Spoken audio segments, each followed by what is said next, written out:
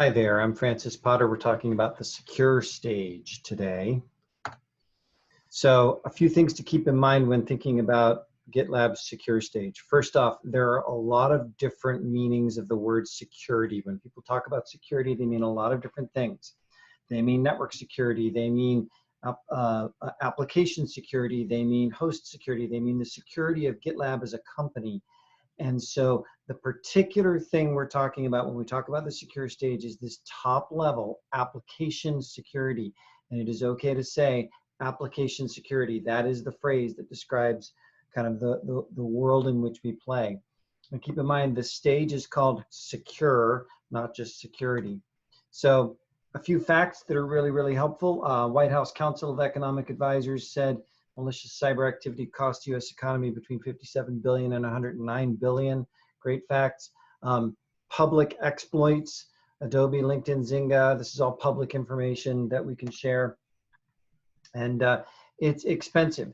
More than half of all businesses suffer a breach yearly, but only 14% are prepared to defend themselves. So security is a big deal. There are a lot of vendors in the application security space. This is just a few of the biggest ones.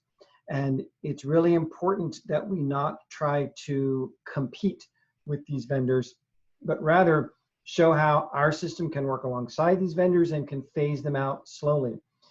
We're starting to actually integrate with some of the third-party security scanners. And so it's important that we see them as allies, rather than as necessarily competition, even though we know in the end we have a better solution than all of them. Okay, this is the DevOps life cycle, the figure 8. We love this diagram. The key thing to mention is that traditional application security, those vendors that we saw in the previous slide, are actually almost always one-time security scans after something is packaged and before it is released. And the problem with that is that it's almost impossible to get that speed and that efficiency that you get from GitLab.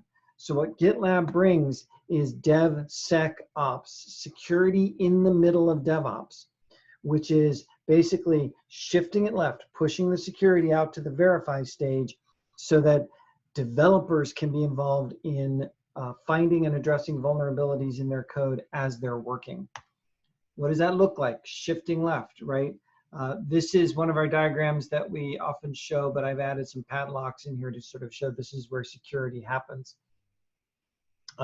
So if this is a mainline branch or a master branch or a develop branch along the bottom, this is a feature branch across the top. This is a traditional Git feature branch workflow, which is what GitLab is designed to optimize.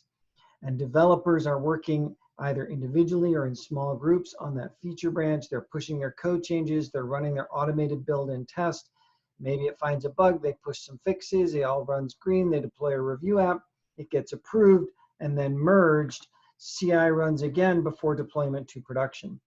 And what we're saying with application security in DevSecOps is that rather than the padlock, the security scanning only happening down here before deployment, we're also making it happen up here in the feature branch.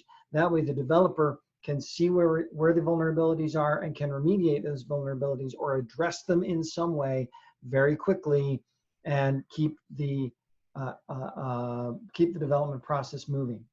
Okay, types of application security. There are a bunch. Static application security testing, or SAST, is the one people talk about the most. This reads the code and finds vulnerabilities in the code based on patterns. It has to be aware of the programming language that the code is written in. Dependency scanning actually looks through dependencies. There are different kinds of dependency management systems like Maven or pip or NPM that, or Ruby gems that manage dependencies for particular programming languages. Dependency scanning is usually looking for known vulnerabilities in specific versions of dependencies. And a lot of times all you have to do to fix the vulnerability, to remediate it, is to upgrade that version of the dependency.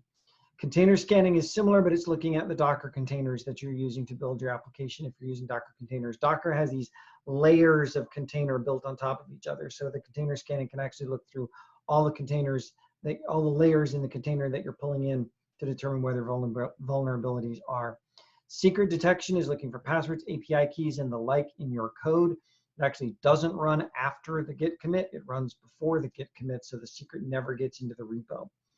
License compliance is looking for disagreements between licenses in your dependencies and the license policy of your main application to make sure you're not violating your license policy. Dynamic application security testing is that black box test that's scanning a running application for potential attacks. All right, the last two we don't have yet in GitLab, but we're working on. Interactive application security testing, it's really complicated. Fuzz testing, also really complicated, but just worth noting that those are things that we will have in the coming months. Love to show a diagram like this because it shows the security scans happening in the feature branch, in the merge request as part of CI. So this is your test here. This is your unit tests and integration tests that are developed by the developers. And here's your SAST right here next to it, running at the same time, side by side, all passing before you go to the review app.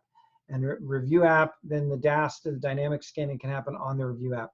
So this just really shows how it's all in one. The workflow is all together in one.